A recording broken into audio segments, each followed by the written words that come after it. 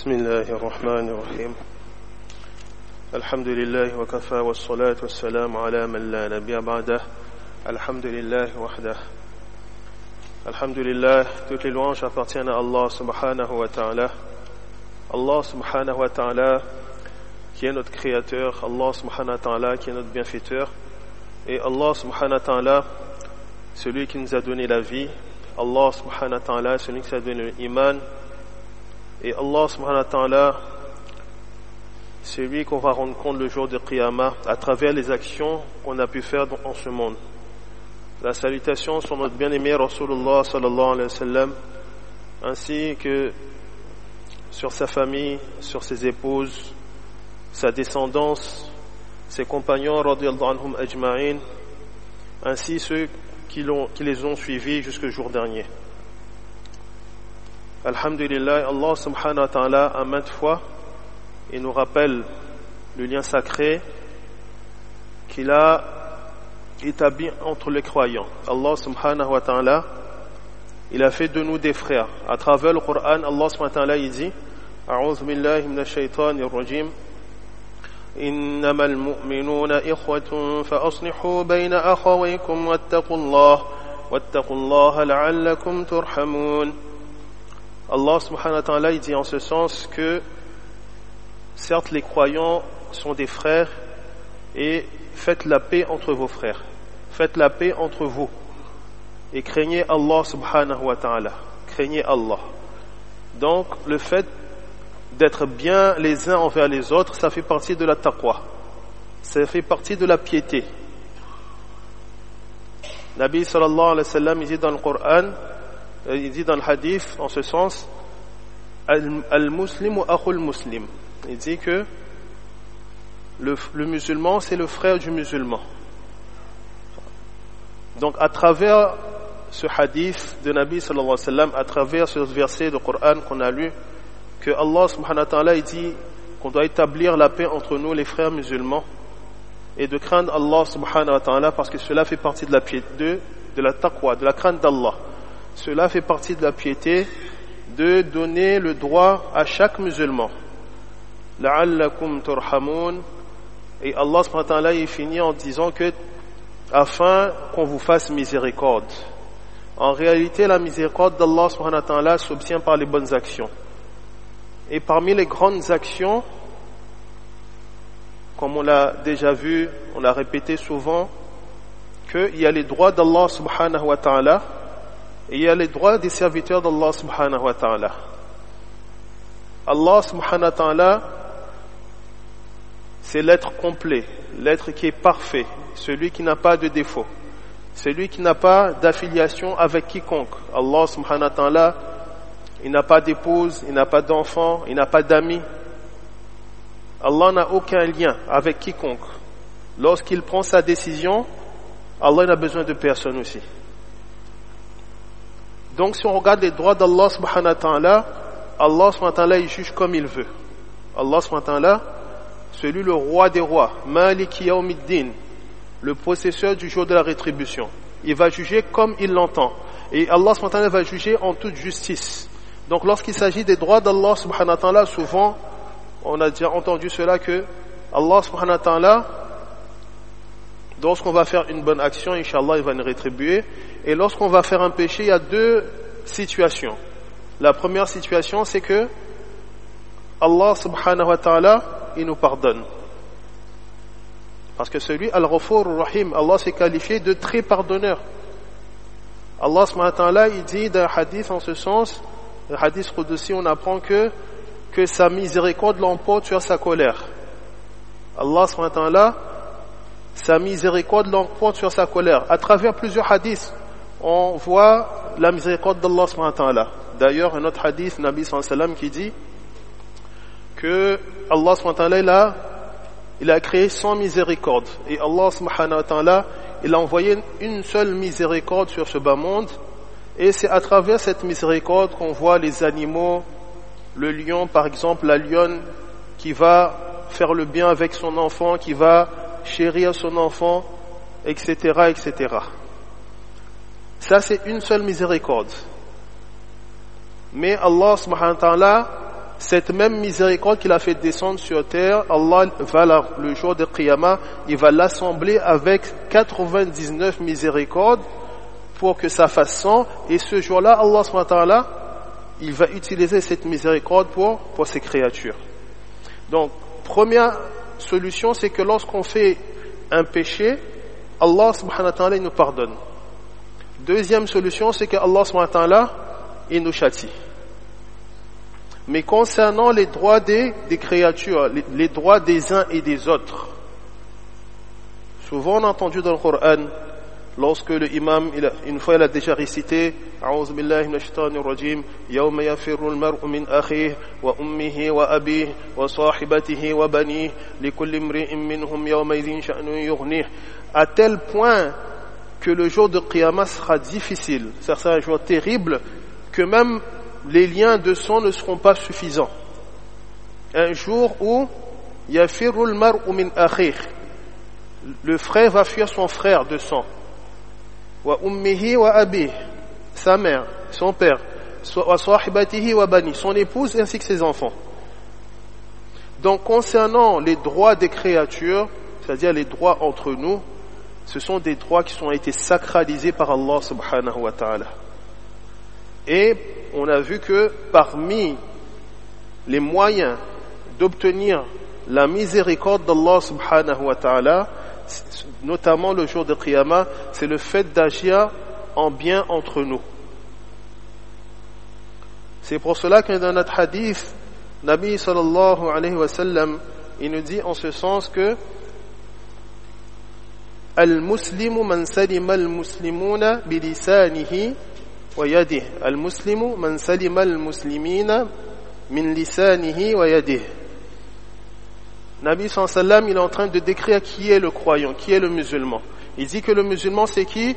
C'est cette personne dont les autres musulmans sont à l'abri des méfaits de sa langue et de ses mains. C'est-à-dire, personne, il n'a aucun conflit avec personne. Il agit en bien avec son prochain. C'est lui le vrai musulman. Celui qui s'est soumis à quoi? Il s'est soumis au verset d'Allah. Allah il a dit, Namal mu'minuna ikhwa. Allah il a fait de nous des frères. Donc celui qui va mettre en pratique cela, alors il aura atteint le degré de la croyance et de la soumission qu'il faut vis-à-vis d'Allah subhanahu wa ta'ala. C'est pour cela que les sahaba radiyallahu anhum ajma'in, ils ont atteint un degré que jamais personne ne pourra atteindre en termes de fraternité. Allah subhanahu wa ta'ala, il cite un verset dans Surat al-Fath concernant les Sahaba. Il dit en ce sens, A'udhu billahi minash shaitanir rajim, Ashidda'u 'ala al-kuffari ruhama'u baynahum wallazina ma'ahu ashidda'u 'ala al-kuffari ruhama'u baynahum.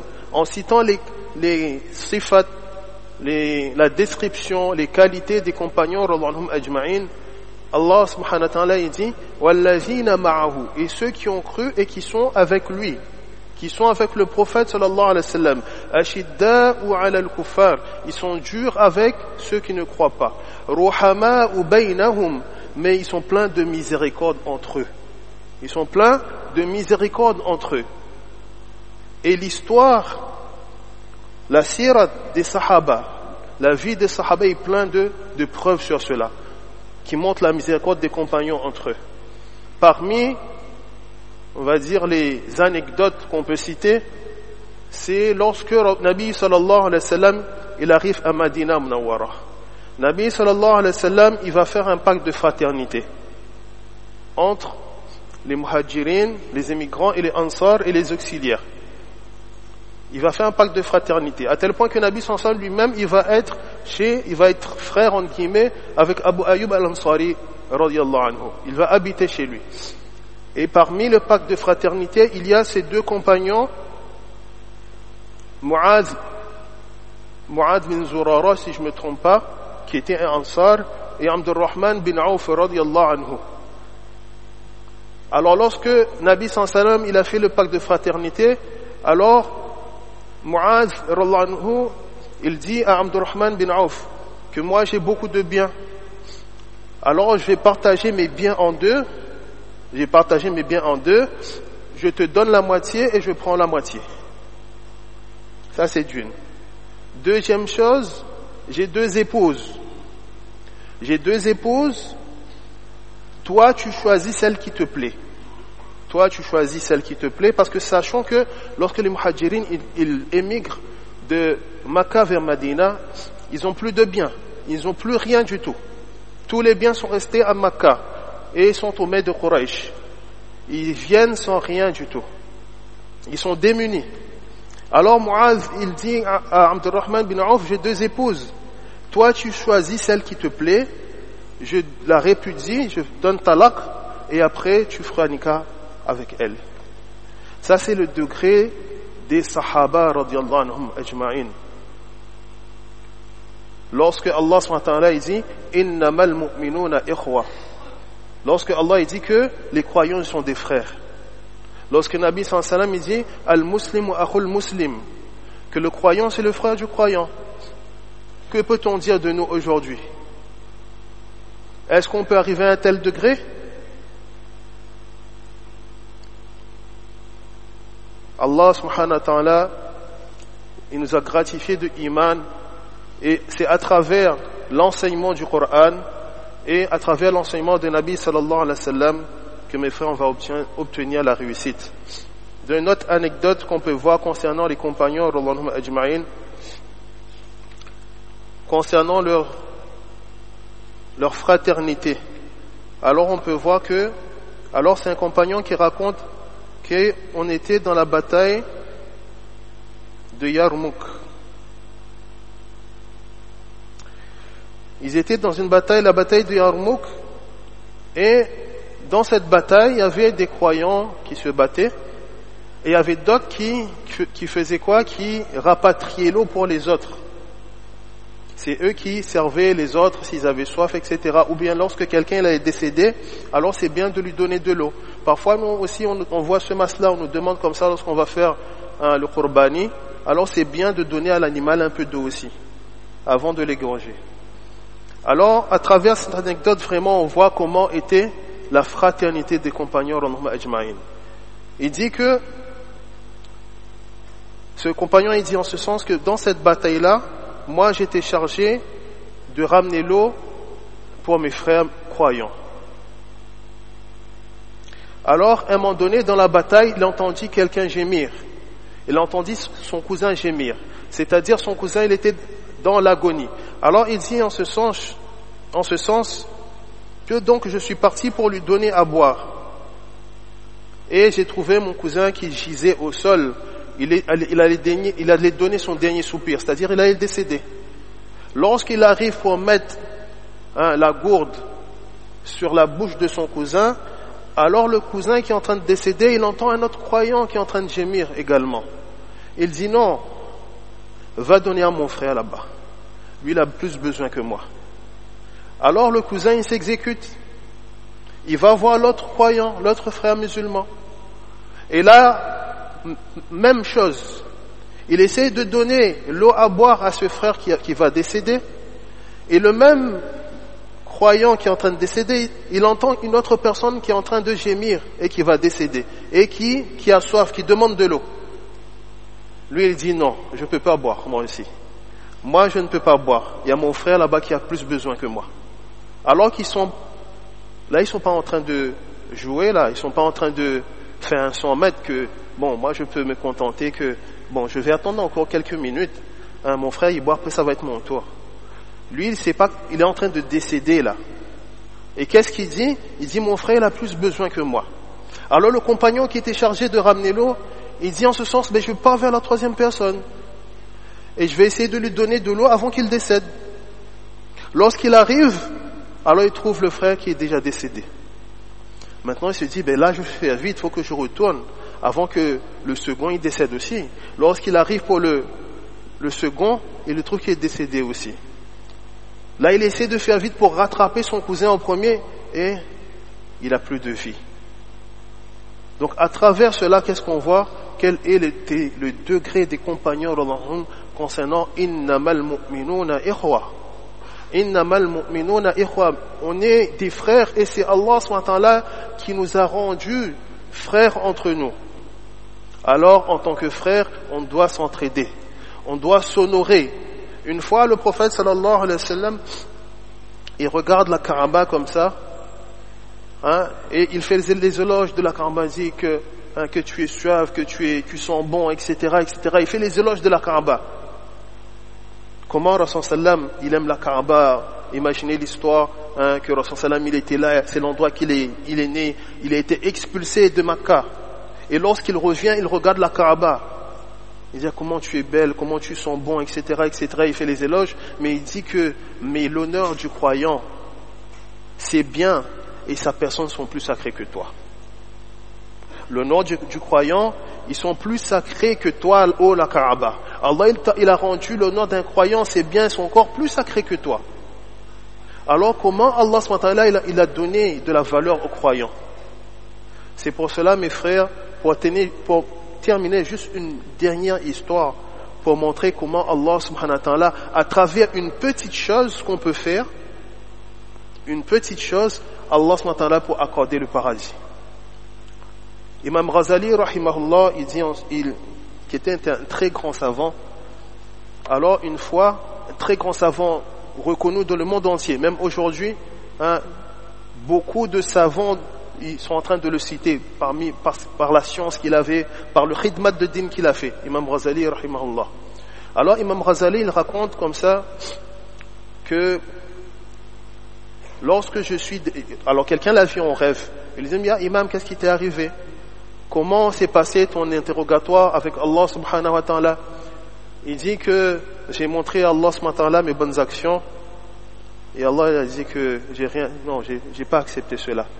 Tous les kitabs que tu as écrits, tous les bayans, les sermons, toutes les choses qu'il a fait en termes de bonnes actions, Allah a dit non, c'est pas suffisant. Mais il y a une action que tu avais faite une fois qui m'a plu. Et là, il raconte, il dit qu'une fois, j'étais en train d'écrire un livre.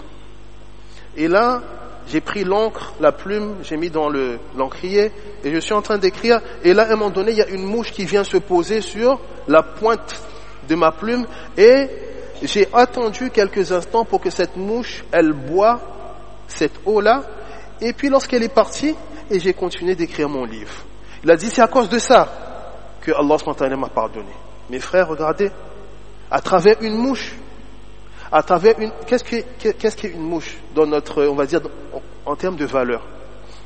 En termes de valeur, mes frères, alors une mouche. Mais à travers une créature d'Allah subhanahu wa ta'ala, Allah a accordé, à travers cette mouche, le Jannah à Imam Ghazali, rahimahullah. Maintenant que Dieu de nous, les frères croyants, qui sont les valeurs sacrées qu'Allah subhanahu wa ta'ala, il a mis entre nous. Qu'Allah subhanahu wa ta'ala donne le tawfiq de comprendre réellement quelle est la valeur d'un croyant. Allah nous donne le tawfiq de comprendre réellement quelle est la valeur d'un croyant. La personne qui a la ilaha illallah dans son cœur, ça c'est quelqu'un de valeureux auprès d'Allah subhanahu wa ta'ala. Et Allah nous donne le tawfiq de toujours faire le bien entre nous et de protéger nos frères de nos méfaits. Wa akhir da'wana alhamdulillahi rabbil alamin.